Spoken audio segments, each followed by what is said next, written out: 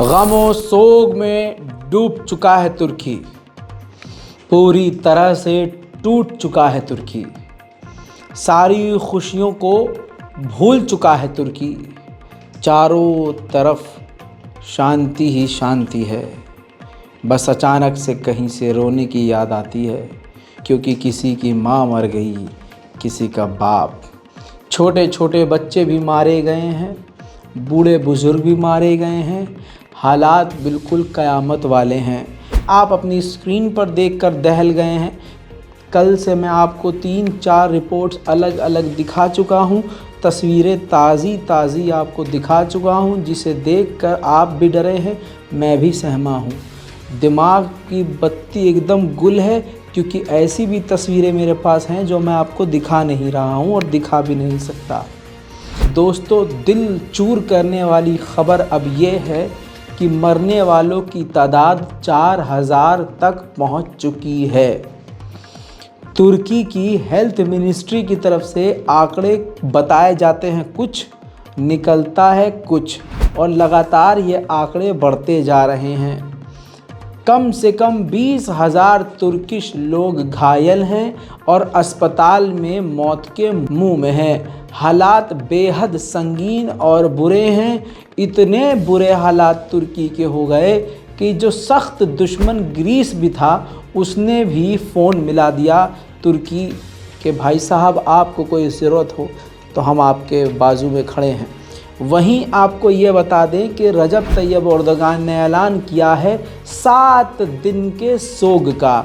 जी हाँ, तुर्की में 7 दिन तक के लिए शोक घोषित कर दिया गया है और 7 दिन तक तुर्की का झंडा झुका रहेगा। उधर दोस्तों, बड़ी खबर ये भी है कि रजब तैयब एर्दोगान से इजराइल के राष्ट्रपति ने भी फ़ोन पर बात करी, और उसके बाद ये देखिए, इजराइल की तरफ से लगातार तुर्की के लिए कई मददें भेजी गई हैं।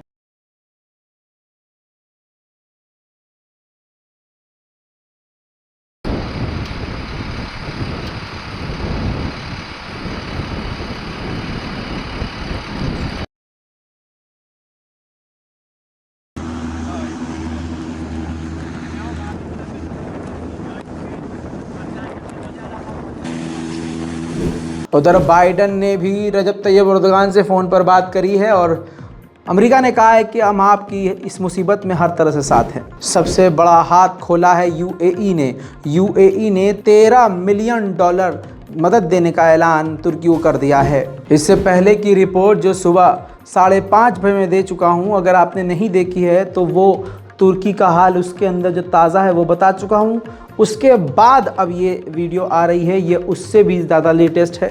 तो इसलिए अब मैं शुरुआत करूंगा वो तस्वीर दिखाने से जिसमें आप देखेंगे ड्रोन फुटेज, तुर्की का इलाका किस तरह से खंडर में तब्दील हो गया है। ये तस्वीर देखिए दोस्तों, ऐसा लग रहा है कि ये यूक्रेन है, ऐसा लग रहा है कि यहाँ पर बमबारी हुई है। नहीं दोस्तों, बमबारी नहीं हुई है, यहाँ पर अज़ाब आया है, अल्लाह की तरफ से भेजी हुई एक ऐसी चीज़ जिसने इस पूरे इलाके को तबाह व बर्बाद कर दिया है। वो अलग मामला है, वो अलग सोच का विषय है कि भाई तुर्की में ऐसा अज़ाब क्यों आया। बहरहाल साइंटिफिक वजह कुछ और है और इस्लामिक वजह सोचेंगे तो कुछ और होगी, लेकिन हालात ज़मीन के आप ये देख रहे हैं कि हज़ारों घर, लाखों घर तबाह हो गए हैं। अभी भी कई जगह आग लगी हुई है और बिल्डिंगें रुक रुक कर गिर रही हैं। ये जो तस्वीर आप देख रहे हैं, सीरिया का भी ऐसा ही हाल है और तुर्की का भी ऐसा ही हाल है।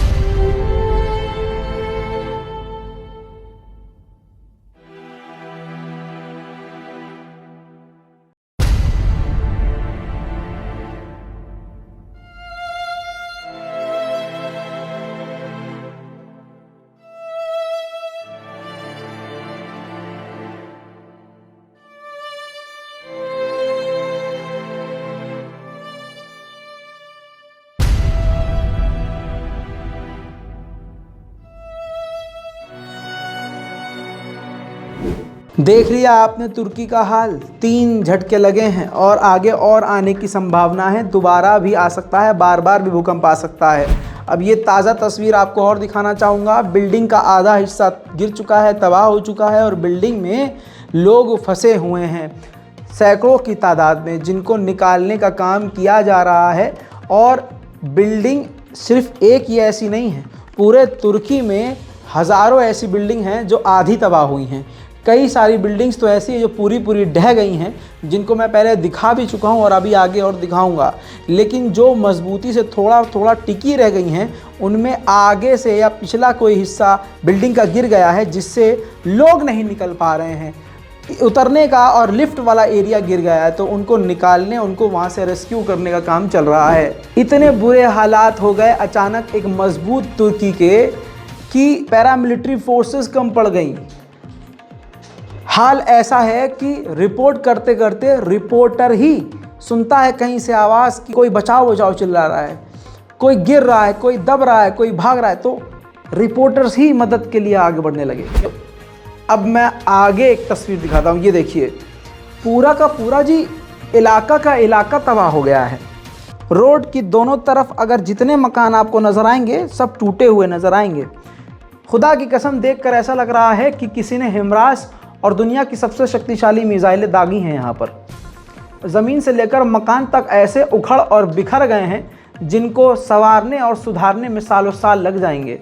कई मकान धंस गए हैं, कई मकान उखड़ गए हैं, कई मकान गिर गए हैं, कई मकान बर्बाद हो गए हैं, कई मकान बिल्कुल समतल हो गए हैं। दोस्तों, ऐसी ही तस्वीर तुर्की के हर इलाकों में देखी जा रही है। छोटी सी झलक मैं आपको तुर्की की दिखा रहा हूँ।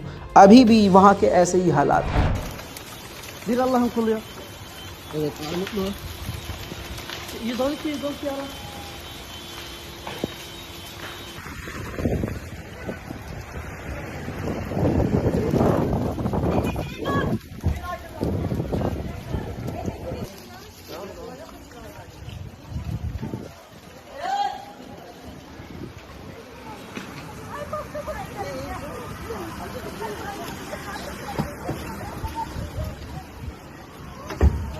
tehlikeli.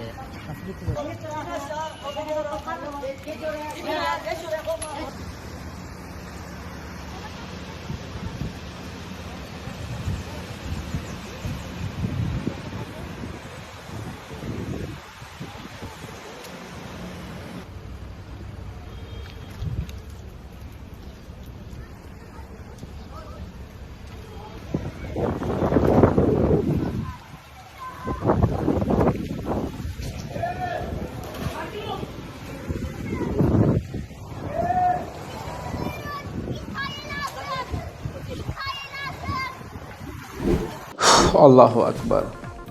दोस्तों, इसके बाद मैं आपको 3 तस्वीर दिखाऊंगा जो उस वक्त की है जब ज़लज़ला यानी भूकंप आ रहा था और तुर्की की काफ़ी मजबूत और बड़ी बड़ी बिल्डिंगें कागज़ के बिल्डिंग की तरह ढह रही थी। देखिए,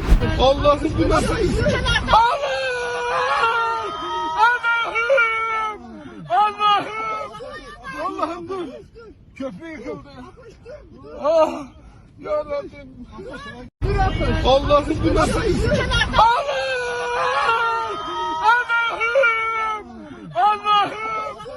Allah'ım dur. Köprü yıkıldı.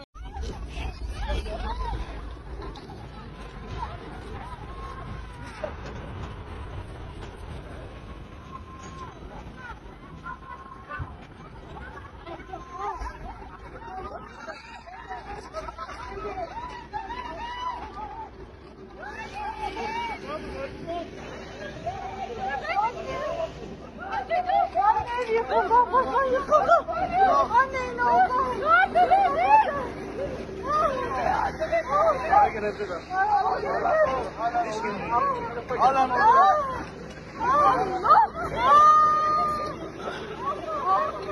Yine sallanıyor, yine sallanıyor bak. Hala devam ediyor, hala devam ediyor. Gel. Gitme. Sallanıyor abi, sallanıyor, gitme. Sallanıyor.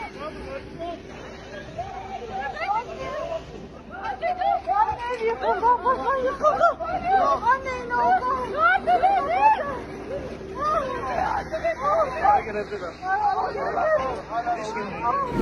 दोस्तों, पूरी दुनिया से मदद के लिए आवाज़ उठाई जा रही है, हाथ बढ़ाया जा रहा है, लेकिन सबसे अच्छी तस्वीर ये आई है अल अक्सा से। फ़िलिस्तीन के लोग मस्जिद अल अक्सा में मारे गए लोगों के लिए नमाज जनाजा पढ़ रहे हैं, उनके लिए दुआएं कर रहे हैं और अल्लाह ताला के आगे गिड़गिड़ा रहे हैं। आप लोगों से भी गुजारिश है, नमाज़ों में, अपनी इबादतों में दुआ करें। किसी आलिम दीन इमाम के पास अगर ये रिपोर्ट मेरी गई हो, वो सुन रहे हों, हाथ जोड़कर गुजारिश है तुर्की के लिए नमाज में दुआ करवाएं। हालात इतने बुरे हैं दोस्तों, इतने ज़्यादा बुरे हैं कि ये देखिए यूएन ने भी 1 मिनट का मौन व्रत रखा तुर्की के हालात को देखते हुए। इस्कंदरन नाम का जो तुर्की का पोर्ट है वो भी पूरी तरह से उलझ गया, उजड़ गया और आग लग गई। देखिए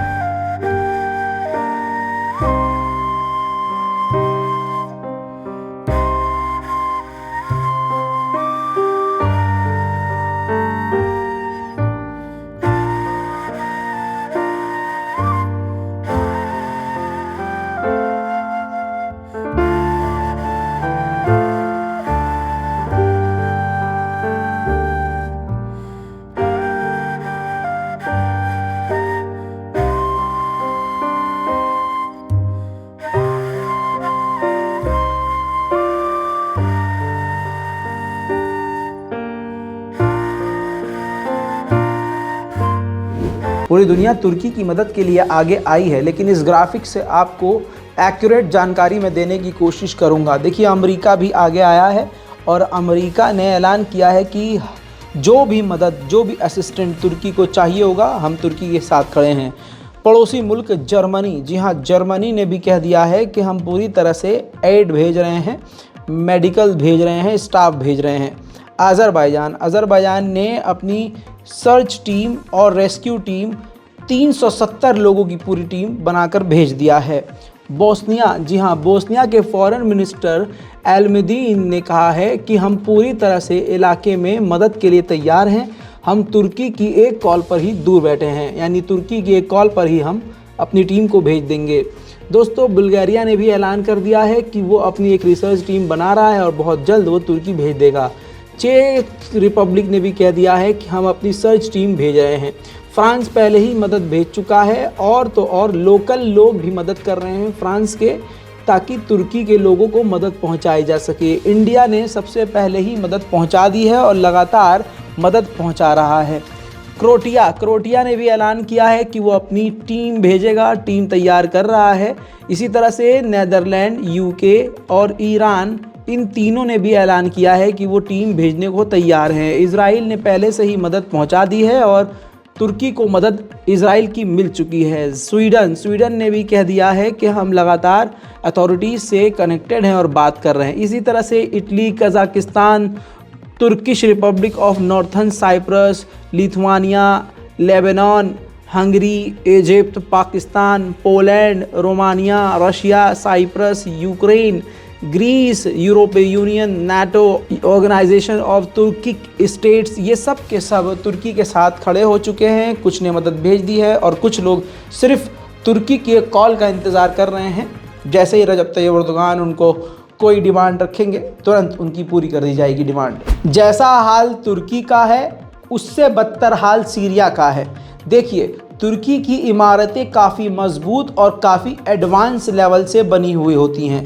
ऐसे में सोचिए, जब उसकी इमारत तक टूट गई, ढह गई, तो सोचिए वो तो वॉर जोन है। सीरिया में लोग गरीब हैं, बिल्डिंग कच्ची और कमज़ोर, मकान कच्चे और कमज़ोर हैं। ऐसे में वहाँ के लोग कैसे सफ़र कर पाते। अब ये देखिए तबाही के मनाज़िर, ये सारी की सारी फुटेज वहीं की है। ये सीरिया है दोस्तों। सीरिया में ऐसी तबाही हुई है कि आप सोच नहीं सकते। जैसी तबाही तुर्की में हुई वैसी ही तबाही सीरिया में हुई, लेकिन सीरिया के लोग ज़्यादा नुकसान उठा रहे हैं। बहरहाल तस्वीरों में आप देख ही रहे हैं, जो ये रेस्क्यू ऑपरेशन चल रहा है ये रशियन चला रहे हैं। रूस ने अपनी 300 मिलिट्री पर्सनल व्हीकल्स भेज दी हैं और रूस के सैनिक वहां पर लगातार रेस्क्यू ऑपरेशन कर रहे हैं। केवल रशिया ही वहां पर अभी तक इतनी बड़ी तादाद में मौजूद है और पूरी तरह से आम जनता की मदद कर रहा है। हालांकि मैं पहली रिपोर्ट में बता चुका हूं कि बशर अल असद पहली बार सीरिया के राष्ट्रपति बशर अल असद ने अपने सबसे बड़े दुश्मन, एलानिया दुश्मन नेतन्याहू से मदद मांगी, जिसके बाद नेतन्याहू ने भी मदद भेजी है। खैर, तस्वीर आप देखिए, सीरिया का हाल बड़ा बुरा है।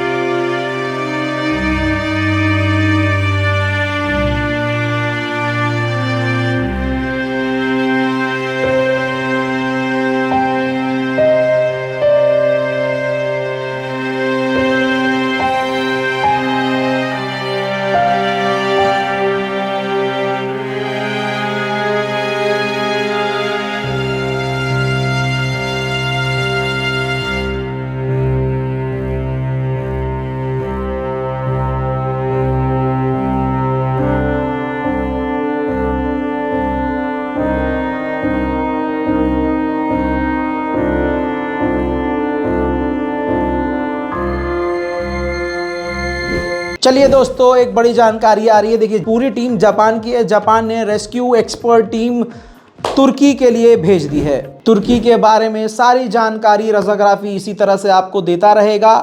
आपसे हाथ जोड़कर गुजारिश है, तुर्की के लिए दुआ कीजिए, इस रिपोर्ट को शेयर कीजिए और दुनिया की हर बड़ी खबर के लिए इस चैनल को सब्सक्राइब कर लीजिए और तुर्की की हर जानकारी हम आपको इसी तरह से देते रहेंगे। जय हिंद।